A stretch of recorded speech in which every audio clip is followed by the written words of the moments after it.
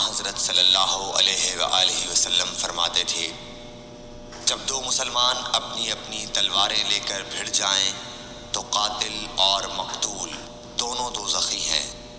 عرض کیا گیا، یا رسول اللہ، قاتل تو خیر ضرور دوزخی ہونا چاہیے، مقتول کیوں؟ فرمایا، وہ بھی اپنے ساتھی کو مار ڈالنے کی حرص رکھتا تھا، موقع پاتا تو وہ اسے ضرور قتل کر دیتا، دل کے عزم صمیم پر وہ دوزخی ہوا۔ صحیح بخاری حدیث نمبر 30۔ ابو ذر ایک جوڑا پہنے ہوئے تھے اور ان کا غلام بھی جوڑا پہنے ہوئے تھا۔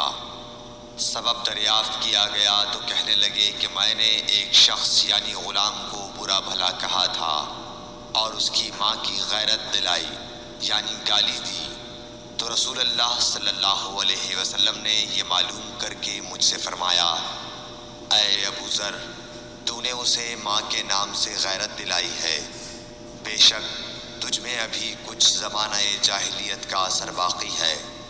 یاد رکھو، ماتحت لوگ تمہارے بھائی ہیں، اللہ نے اپنی کسی مصلحت کی بنا پر انہیں تمہارے قبضے میں دے رکھا ہے، تو جس کے ماتحت اس کا کوئی بھائی ہو تو اس کو بھی وہی کھلائے جو آپ کھاتا ہے، اور وہ کپڑا اسے پہنائے جو آپ پہنتا ہے، اور ان کو اتنے کام کی تکلیف نہ دو کہ ان کے لیے مشکل ہو جائے، اور اگر کوئی سخت کام ڈالو تو تم خود بھی ان کی مدد کرو۔ صحیح بخاری حدیث نمبر 31۔ جب سورہ انعام کی یہ آیت اتری، جو لوگ ایمان لائے اور انہوں نے اپنے ایمان میں گناہوں کی آمیزش نہیں کی، تو آپ صلی اللہ علیہ وسلم کے اصحاب نے کہا، یا رسول اللہ، یہ تو بہت ہی مشکل ہے، ہم میں کون ایسا ہے جس نے گناہ نہیں کیا؟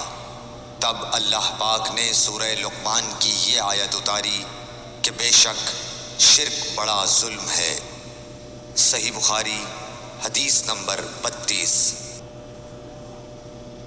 رسول اللہ صلی اللہ علیہ وآلہ وسلم نے فرمایا، منافق کی علامتیں 3 ہیں، جب بات کرے جھوٹ بولے، جب وعدہ کرے اس کے خلاف کرے، اور جب اس کو امین بنایا جائے تو خیانت کرے۔